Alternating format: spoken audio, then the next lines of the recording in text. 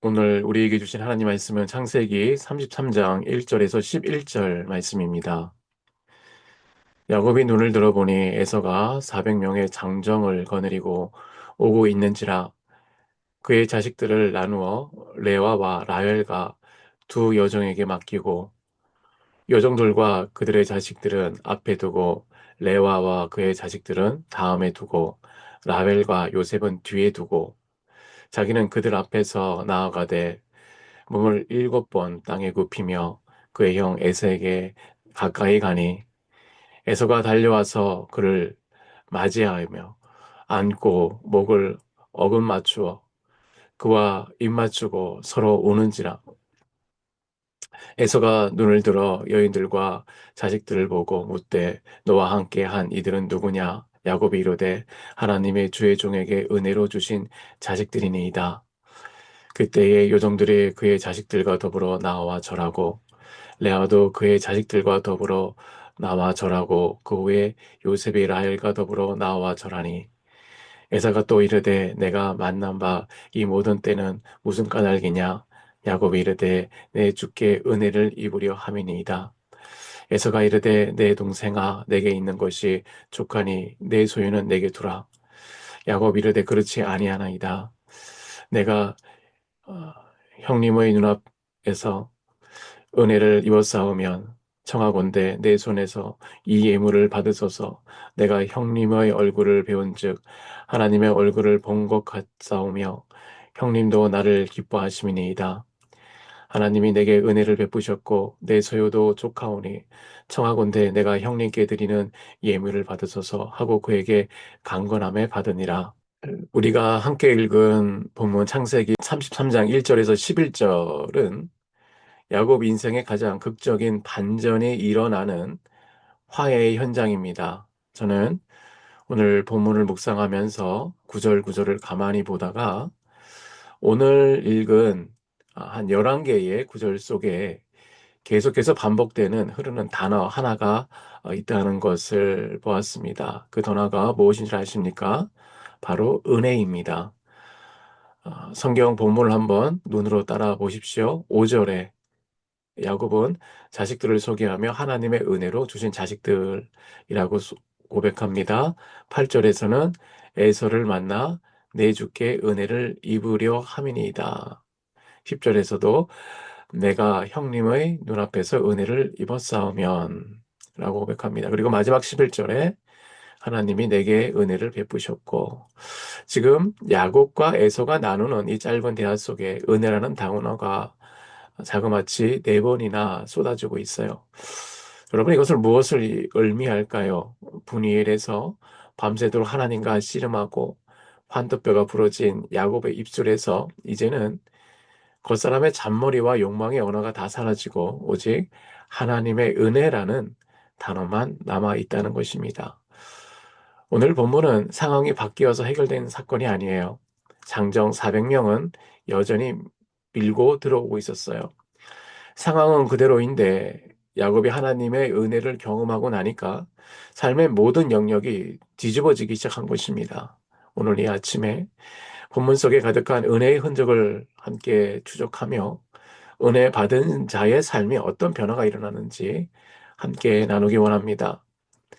첫째, 은혜 받은 자는 스스로를 낮춥니다. 은혜를 경험한 사람은 누구의 탓도 하지 않고 자기를 철저히 낮추는 사람으로 변합니다. 본문 속의 야곱의 모습이 바로 그러했습니다. 형 에서가 400명의 장정을 거느리고 온다는 소식에 야곱은 처음엔 여전히 잔머리를 굴렸습니다. 가족들을 세 그룹으로 짜서 레아와 여종들의 자식을 앞에 두고 가장 아끼는 라헬과 요셉을 맨 뒤에 숨겨두었습니다.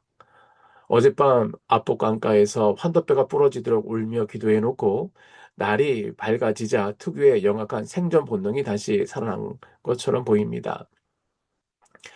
하지만 바로 그 순간 놀라운 반전이 보이는데요. 3절에 과거 야곱은 자기 혼자 살겠다고 처자식과 재산을 사지로 몰아내고 맨 뒤에 어, 숨어 있던 비겁한 인간이 아니었습니다. 그랬던 그가 이제는 모든 행렬의 맨 앞으로 스스로 걸어 나갑니다. 형의 칼날이 가장 먼저 날아올 가장 위험한 자리에 가장으로서 자기 몸을 먼저 내던진 것입니다. 이것이 바로 은혜 받은 사람의 모습입니다. 그뿐 아니라 야곱은 형 앞에서 몸을 7번 땅에 굽히며 나아갔습니다. 한 걸음 걷고 절하기를 7번 반복한 것입니다. 이는 평생 형을 인정하지 않고 거짓과 사기로 장자권을 도둑질했던 지난날의 추악한 죄에 대해 온몸으로 참여하고 고개를 숙이는 행동이었습니다. 성경은 똑같은 죄를 지어도 이렇게 야곱처럼 자기를 낮추는 길을 간 사람과 반대로 변명의 길을 간 두 왕의 모습을 대조해 보여줍니다. 변명과 나무의 탓으로 일관한 사울 왕은 어떻습니까? 하나님의 명령을 어기고 좋은 양과 소를 남겼을 때에 사울은 선지자의 책망 앞에서 이것은 백성들이 끌어온 것이라며 끝까지 책망을 회피했습니다. 그는 결국 왕위를 잃어버렸어요. 그러나 철저한 자복으로 엎드린 다윗 왕은 어떻습니까? 다윗은 간음과 살인이라는 훨씬 무거운 죄를 지었음에도 불구하고 나단 선지자가 죄를 찌르자 단 한순간도 변명하지 않고 무릎을 꿇었습니다. 내가 여호와께 죄를 범하였노라. 남 탓을 멈추고 죄를 스스로 끌어안은 것입니다. 사울과 다윗을 가른 것은 죄의 크기가 아니라 책임지느냐 떠넘기느냐의 차이였습니다. 다윗이 자신의 의로움과 자존심을 십자가 앞에 완전히 복종시키고 토해낸 회개가 바로 시편 51편의 17절에 하나님께서 구하시는 제사는 상한 심령이라. 하나님이여 상하고 통회하는 마음을 주께서 멸시하지 아니하시니이다.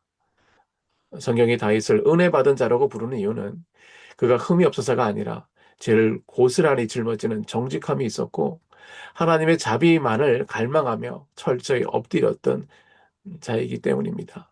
내가 옳다고 변명하는 사울의 자리에는 은혜가 머물 수 없지만 내가 바로 그 죄인입니다라고 가슴을 찢는 다윗의 심령 위에 용서와 회복의 은혜가 쏟아졌습니다. 지금 형 에서 앞에서 7번 땅에 엎드려 맨 앞으로 걸어가는 야곱은 바로 이 다윗의 그 은혜의 길을 걷고 있습니다. 십자가 은혜를 아는 사람은 먼저 몸을 굽힐 줄 압니다. 내 자존심을 다 꺾어버리고 내가 잘못했습니다. 내 탓입니다. 라며 공동체의 짐을 내가 먼저 짊어지는 사람, 그 사람이 바로 속사람이 깊은 성도이자 영적인 어른입니다. 두 번째로 은혜 받은 자는 움켜쥐지 않고 기쁨으로 복을 나눕니다. 은혜 받은 사람은 더 이상 세상 것을 움켜쥐려 하지 않고 하나님이 주신 복을 이웃에게 기쁨으로 나눕니다. 에서가 야곱을 대면하여 묻습니다. 야곱아, 내가 오는 길에 만난 그 수많은 가축들은 다 무엇이냐? 그러자 야곱이 8절에 대답합니다. 내 주께 은혜를 입으려 함이니이다. 에서가 야곱아, 나도 재산이 많다. 넉넉하니 이것은 도로 가져가라 라고 사용하자 야곱이 11절에 아주 간곡하게 그리고 강건하며 고백합니다. 하나님이 내게 은혜를 베푸셨고 내 소유도 족하오니 청하건대 내가 형님께 드리는 예물을 받으소서. 야곱이 에서에게 형님께 드리는 예물을 받으소서라고 청할 때 이 예물은 구약 성경에서 윗사람에게 존경과 충성으로 바치는 선물이나 하나님께 드리는 제물을 뜻하는 단어 바로 민하입니다. 그런데 성경을 자세히 읽어보면 야곱은 이 미나, 이 선물을 건네면서 동시에 그것을 브라카, 복이라고 바꾸어 부릅니다.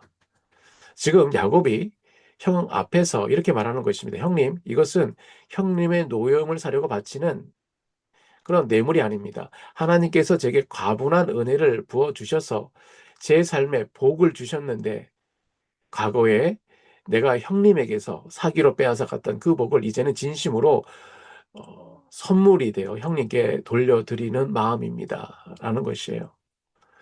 과거에 야곱은 형의 복을 도둑질했던 사기꾼이었어요.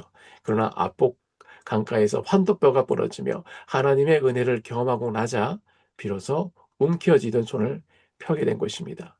내가 하나님의 은혜로 복을 받았으니 이제는 그 복을 형님에게 아낌없이 흘려보내겠다는 위대한 신앙의 결단입니다.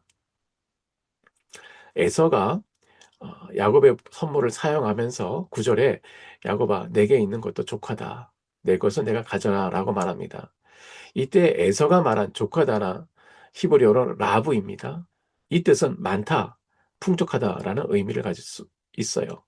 그런데 바로 뒤에 11절에 야곱의 형님, 제 소유도 조카오니 제발 이 선물을 받아 보십시오라고 간청합니다. 우리말 성경에는 똑같이 조카다라고 번역되어 있으니까 다 같은 말인 줄 압니다. 그런데 원문을 보면 야곱은 완전히 다른 단어를 씁니다. 바로 콜이라는 단어입니다. 이 단어는 많다가 아니라 전부, 모든 것이라는 뜻입니다. 이 작은 단어의 차이가 영적 수준을 완전히 갈라놓는데요. 형 에서 세상 사람은 뭐라고 말합니까? 나는 많이 가졌다. 라는 단어를 씁니다. 그런데 여러분, 많이 가진 사람은 늘 불안합니다. 많음에는 끝이 없기 때문입니다. 100을 가지면 200을 가지고 싶어 하고 200을 가지면 1000을 채우고 싶은 게 인간의 욕심입니다. 아무리 채워도 결코 만족이 없고 늘 부족합니다. 반면 은혜를 받은 야곱은 뭐라고 합니까? 형님, 나는 전부를 가졌습니다. 더 이상 채울 자리가 없습니다. 왜 그렇습니까? 온 우주 만물의 주인 되신 하나님이 나의 아버지가 되셨기 때문입니다. 하나님 한 분이 내 안에 계시니 나는 이 세상 모든 것을 다 가진 부연자가 되었다는 고백입니다. 생각해보면 세상 욕심과 탐욕으로 똘똘 뭉쳐서 남의 것을 빼앗기지 않으려 잠이 오지 않던 야곱이었어요. 그런 야곱이 하나님의 은혜를 대면하고 나니까 물질의 노예에서 해방되어 나는 전부를 가졌다라고 고백하는 사람으로 바뀐 것입니다. 은혜가 사람을 이렇게 바꿉니다. 어, 신약 성경에도 이와 비슷한 사람이 있죠. 삭개오입니다. 그는 동족의 등골을 빨아먹으며 평생 돈을 움켜쥐고 또 움켜쥐고 살았던 세리장이었어요. 한 번 손에 들어온 것은 죽어도 놓지 않는 움켜쥐며 화신 같은 사람이었습니다. 그런데 예수님이 그 집에 들어가시고 손가락질 받던 죄인이 자기를 거저 받아주시는 은혜를 경험하자 삭개오가 그 자리에서 벌떡 일어나 무엇이라고 외칩니까? 주여 보소서 내 수의 절반을 가난한 자들에게 주겠사오며 만일 누구의 것을 속여 빼앗은 일이 있으면 내 갑절이나 갚겠나이다. 누가 시켜서 한 일이 아닙니다. 은혜가 그의 심령에 닿는 순간 평생 움켜쥐던 손이 절로 펴진 것입니다. 움켜쥐며 살던 사람이 나누어 사는 사람으로 단번에 뒤집힌 것이에요. 야곱이 그러했고 삭개오가 그랬습니다. 여러분 도저히 용서할 수 없고 도저히 품을 수 없는 사람의 뇌 눈앞을 가로막고 있을 때 우리가 붙잡아야 하는 것은 바로 이 은혜입니다. 나 같은 죄인 살리신 그 은혜. 그 은혜가 내 심령에 가득 찰 때에 비로소 내 손에 쥐고 있던 이기적인 기득권을 내려놓고 원수까지 대접하며 복을 흘려보낼 수 있는 힘이 생기는 줄 믿으시기 바랍니다. 세 번째, 은혜 받은 자는 사람을 보는 영적인 눈이 바뀝니다. 마지막으로 은혜 받은 사람은 사람을 바라보는 눈, 세상을 바라보는 영적인 눈이 완전히 바뀌는데요. 야곱의 고백 10절에 나옵니다. 내가 형님의 얼굴을 배운즉 하나님의 얼굴을 본 것 같사오니 형님도 나를 기뻐하시니이다. 야곱은 바로 전날 밤에 압록 강가에서 하나님의 얼굴을 대면하고도 죽지 않았고 살아남은 그 감격으로 그곳 이름을 브니엘, 하나님의 얼굴이라고 불렀습니다.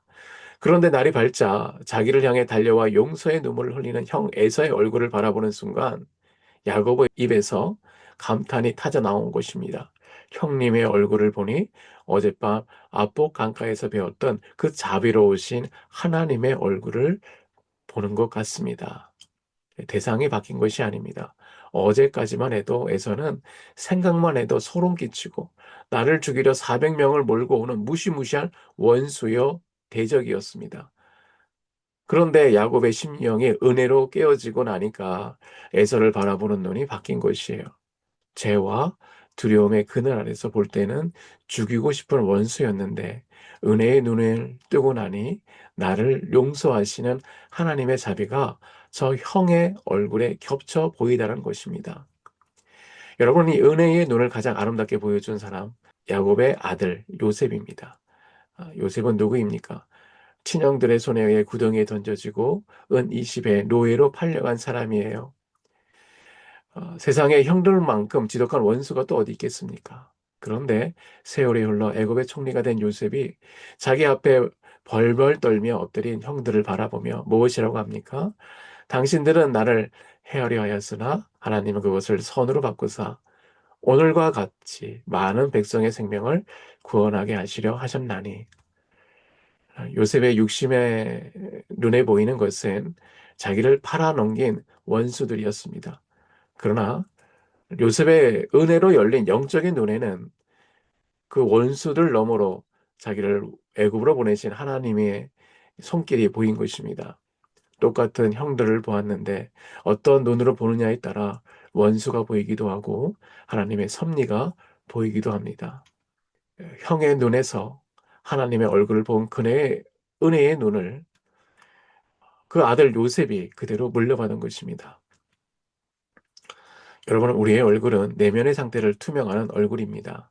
마치 거울과 같습니다. 내 마음속에 상처와 도끼와 세상의 욕망이 가득하면 이상하게 내 눈앞에 있는 사람의 얼굴이 징글징글한 원수로 보입니다. 성도들의 얼굴이 다 위선자처럼 보입니다. 결국 문제는 내 눈앞에 그 사람이 아니라 내 심령에 하나님의 은혜가 말라버린 것이 문제입니다. 내가 하나님 앞에서 깨어지고 내 눈이 은혜로 교정되지 않으면 세상 그 누구를 만나도 하나님의 형상을 볼 수가 없습니다. 사도 요한은 요한일서 4장 12절에 어느 때나 하나님을 본 사람이 없으되 만일 우리가 서로 사랑하면 하나님이 우리 안에 거하시느니라고 했습니다. 우리가 은혜의 눈을 들어 눈앞에 있는 연약한 형제를 사랑하고 용서할 때에 바로 그 사랑을 실천하는 현장 속에 우리는 살아계신 하나님의 임재와 하나님의 얼굴을 대면하게 될 줄 믿습니다. 오늘 우리 그리스도인들이 이 땅을 살아가며 불신자들에게 들을 수 있는 가장 영광스럽고 가슴 벅찬 찬사가 무엇이겠습니까? 아마 당신을 가만히 보고 있으니 정말 하나님이 살아계신다는 것을 부인할 수 없습니다. 당신의 그 따뜻한 눈빛과 삶의 태도를 보니 마치 하나님의 얼굴을 맞이하고 있는 것 같습니다. 이보다 더한 축복의 말이 어디 있겠습니까?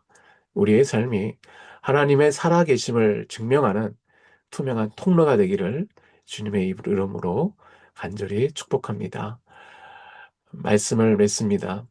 오늘 본문을 보면 야곱의 목숨을 옥죄해 오던 400명을 거느린 에서조차도 야곱의 거대한 자아를 깨뜨리고 그를 거룩한 이스라엘로 빚어가시기 위해 하나님이 잠시 사용하신 은혜의 도구에 불과했습니다. 하나님이 에서의 마음을 만지시니 손 하나도 못 대고 그냥 지나가 버리지 않았습니까? 훗날 요셉이 고백한 그대로 사람들은 헤아려 하였으나 하나님은 그것을 선으로 바꾸신 것입니다. 여러분, 오늘 저와 여러분의 인생을 흔드는 크고 작은 문제들이 있습니다. 물질의 문제, 건강의 아픔, 부부간의 갈등, 자녀들의 문제 때문에 눈물을 흘리기도 합니다. 그러나 하나님의 허락 없이는 우리의 삶에 그 어떤 고난도 일어날 수 없습니다. 나를 힘들게 하는 그 무거운 문제조차도 사실은 내 안에 질긴 야곱의 자아를 깨트리시고 은혜를 부어주시는 하나님의 선하신 손길이 있은 줄 믿으시기 바랍니다. 오늘 본문을 통해 이런 본문은 우리에게 교훈을 줍니다. 핑계대지 말고 남 탓하지 말고 오늘 본문에 가득히 흐르는 그 전능하신 하나님의 은혜의 강가로 다시 뛰어드는 것입니다. 상황이 바뀌지 않아도 괜찮습니다.